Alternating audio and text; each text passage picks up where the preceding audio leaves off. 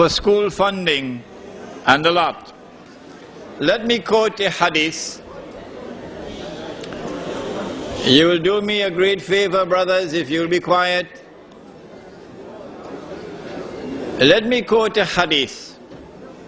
I quoted this hadith in Perth, and a Muslim brother got very angry. But I love him. He recited the Quran very beautifully. He got up and he went after me with very powerful language in Perth. Listen to the hadith. It is in the Sunan of Tirmizi. The question is, why are some ulama behaving in this way? It is in the Sunan of Tirmizi. It is narrated by Ali radiallahu ta'ala anhu.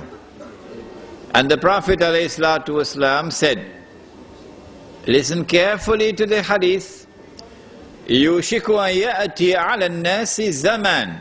It will not be long before that time will come upon us, come upon the people. لَا يَبْقَى مِنَ الْإِسْلَامِ إِلَّا اسْمُ. When nothing will remain of Islam except the name. وَلَا يَبْقَى مِنَ الْقُرْآنِ إِلَّا رَسْمُ. And when nothing will remain of the Quran now except the traces of the writing, namely the guidance which is in the Quran, is no longer applied in society. People are not bothering about it. مَسَاجِدُهُمْ آمِرَةٌ وَهِيَ خَرَابٌ مِنَ الْهُدَى. When that time comes, then those people amongst whom nothing now remains of Islam except the name, their masajid would be 5-star. You know what's a 5-star masjid? But totally devoid of guidance. Those people. Not all. Ulama'uhum. Their ulama. Not all the ulama. Their ulama. عُلَمَاؤُهُمْ شَرُّ النَّاسِ مِمَّنْ تَحْتَ أَدِيمِ السَّمَاءِ. Their ulama would be the worst people beneath the sky. مِنْ عِنْدِهِمْ تَخْرُجُ الْفِتْنَةِ وَفِيهِمْ تَعُودُ. They will be the centers of fitna, a test and a trial for a people, corrupting the people.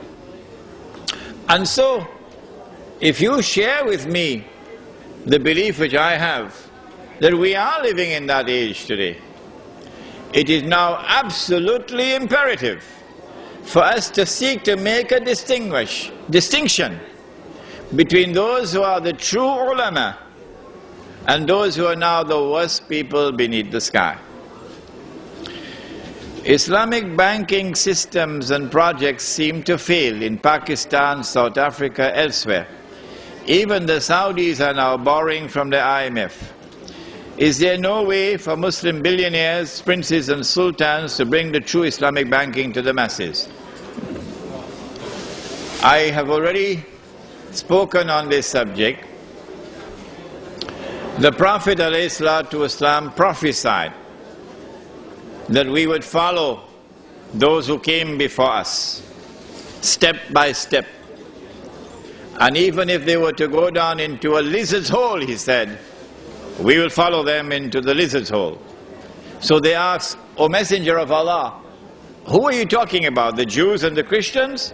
He said, who else? The Jews, long before this, established this banking system which today we call Islamic banking. What Islamic banks are doing around the world is lending money on interest and disguising it as a sale. Yes,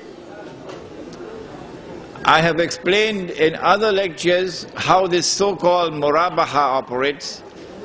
I don't think it's necessary for me to repeat it here tonight.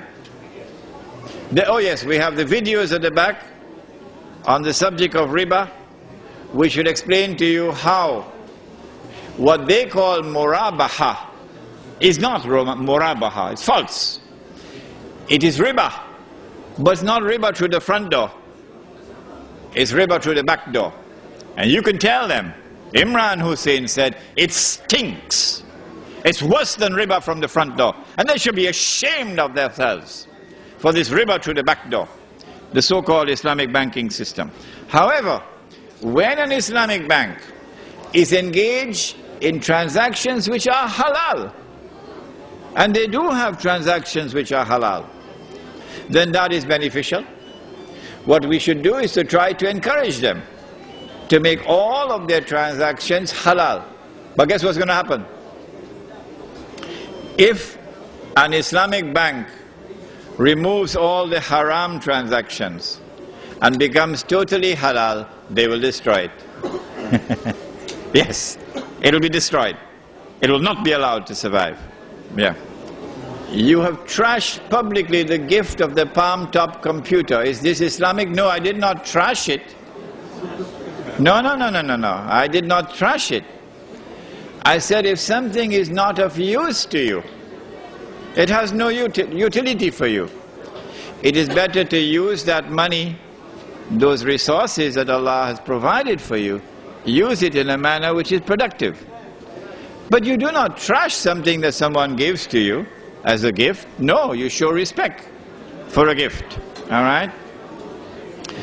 The people in Cape Town who are known for their hospitality would be ashamed to hear you mock and make fun and laugh at their way of life, their homes and their mosques, and you say that you're going back to Cape Town to apologize, I hope? No. I have told them in South Africa what I told you here tonight. Yes.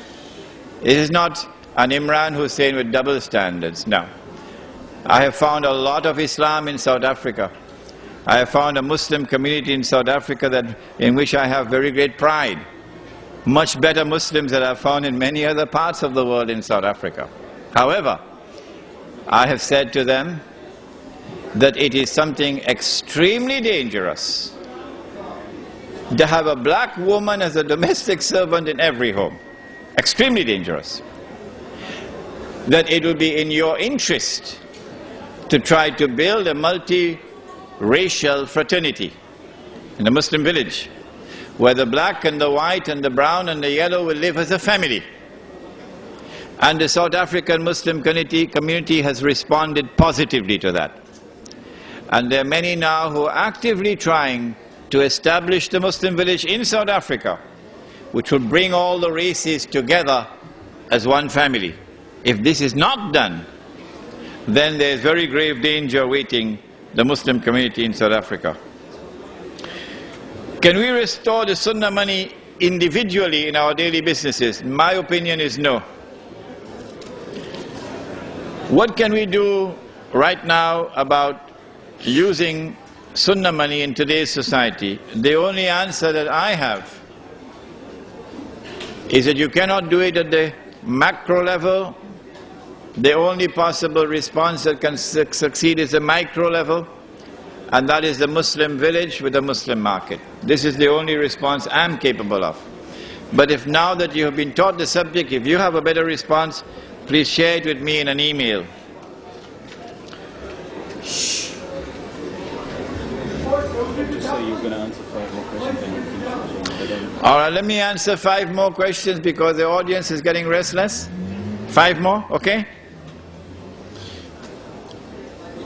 Should we go to the Muslim country to live in the hope of preserving our deen? If so, which country? If you go back to Pakistan and you go to the cities of Pakistan, you find the same thing that you find in Sydney, no different. Same thing that you find in Manhattan, no different, okay? Because all the cities around the world today are all becoming the same. Centers of godlessness. If you go out of Sydney or out of Karachi and look for land where land is cheap and where there's water, and you don't go as one individual but you go as a group,